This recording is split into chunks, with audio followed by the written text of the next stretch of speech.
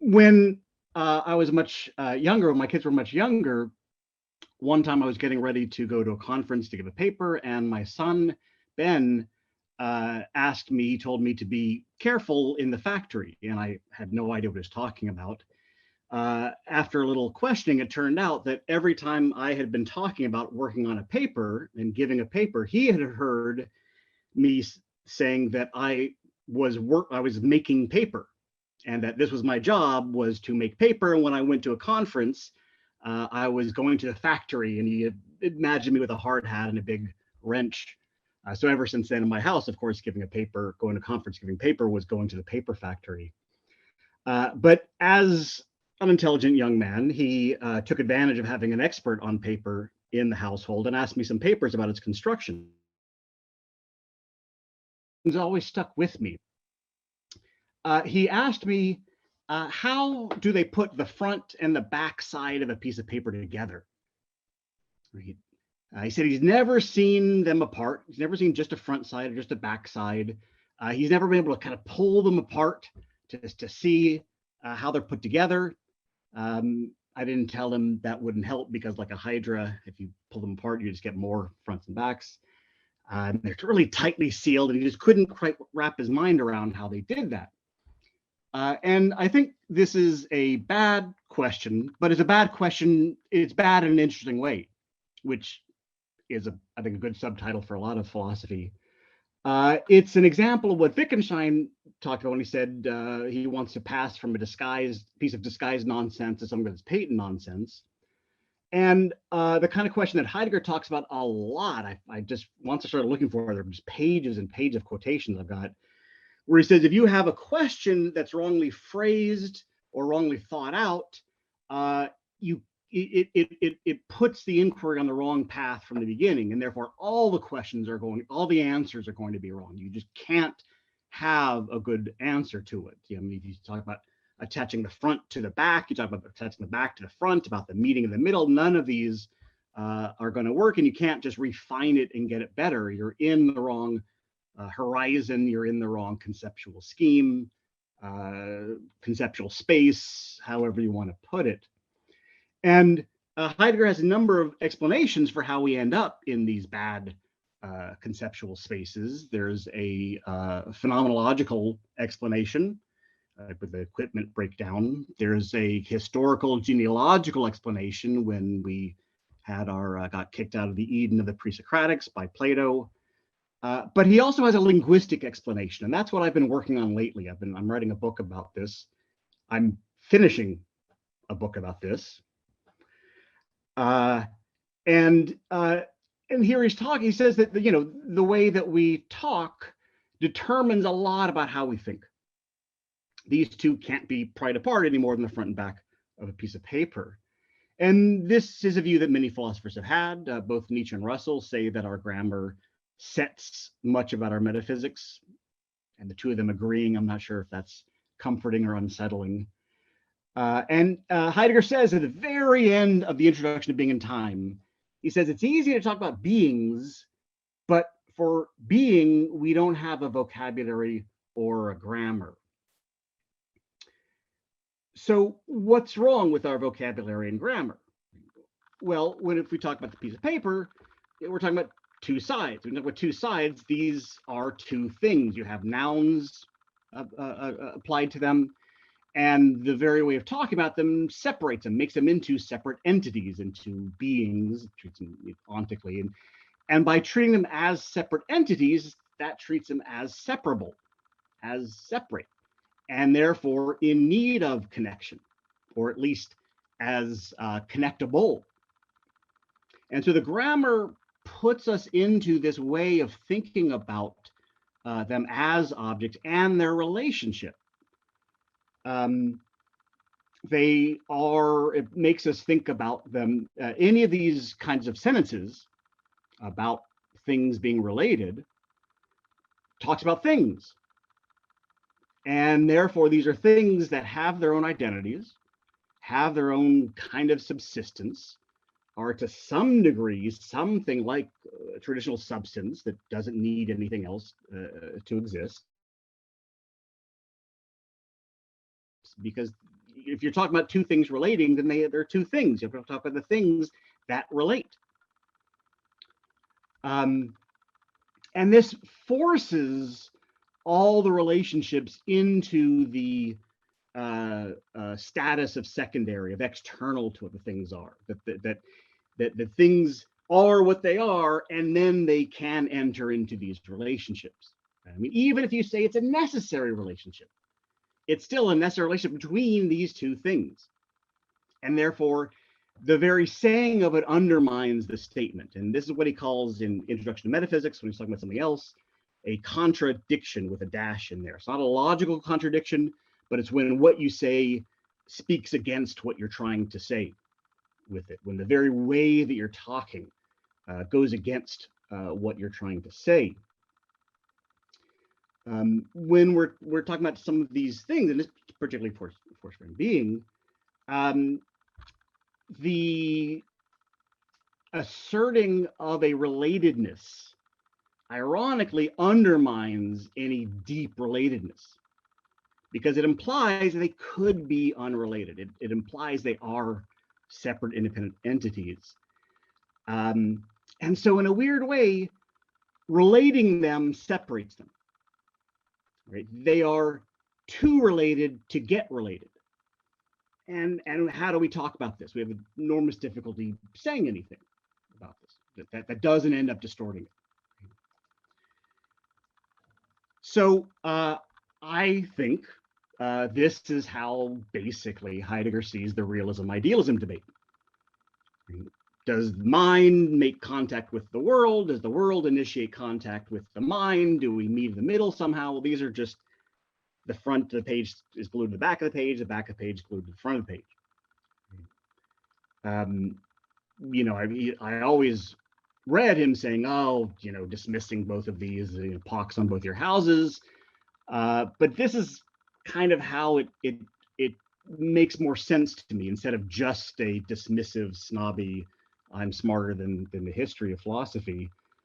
Because, and this is of course a very common philosophical move to make, is that these apparent opponents are really sharing certain deep presuppositions. In fact, they have to, in order just to, for their objections to make contact with each other. We have to agree in order to disagree.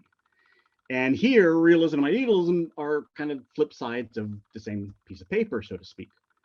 They're not really rivals, so to speak, or they're rivals the way that, you know, the only two gas stations in a small town are rivals, and they make a backdoor deal to keep their prices the same way, but give a fake sense of free choice.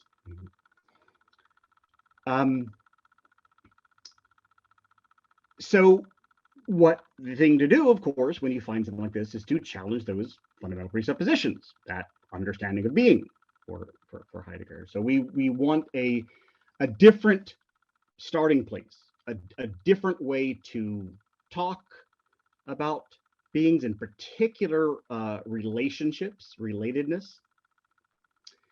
And we need a different kind of grammar and vocabulary, which is what I've been writing about. And with this kind of different grammar and vocabulary, instead of these other questions being unavoidable, they would become unaskable. They would become nonsensical, like two sides of paper, at least intellectually. That doesn't grammatically get there, but and so we would want to start from a different understanding of being, and that would not just make different questions interesting or important, but make different questions intelligible, and therefore different answers, different sets of answers, different kinds of answers. And along with a different grammar and vocabulary, I think we also need kind of a different paradigm or model for our ontology. You know, we tend to take certain things as our paradigm, as our model, and then we kind of think of things along those lines. So the hammer for readiness to hand or equipment and being in time, Van Gogh's painting in original work of art. And usually we pick what John Austin called mid-sized dry goods as our model just for beings, cups and plates and chairs and bags of flour, and those have these external relationships. Right? And that again puts us on the track of that way of thinking. But the alternative model that I've been thinking about a lot is the model of the writing on the paper. Right? The relationship between the meaning of a text and the squiggles of ink on the paper, the relationship between the author, the work, and the reader. And these are very, very different kinds of relationships than the relationship between a sack of flour and a chair. And in fact, I think we need a different way of talking about these. This is why in Origin and Work of Art, Heidegger sets up, whole new vocabulary of earth, world, strife, and so on. And of course, I have 20 minutes, I can't get into much detail, but I think it really brings in its wake a whole different temporality, a different ontology, a different conception of meaning, a different conception of subjectivity.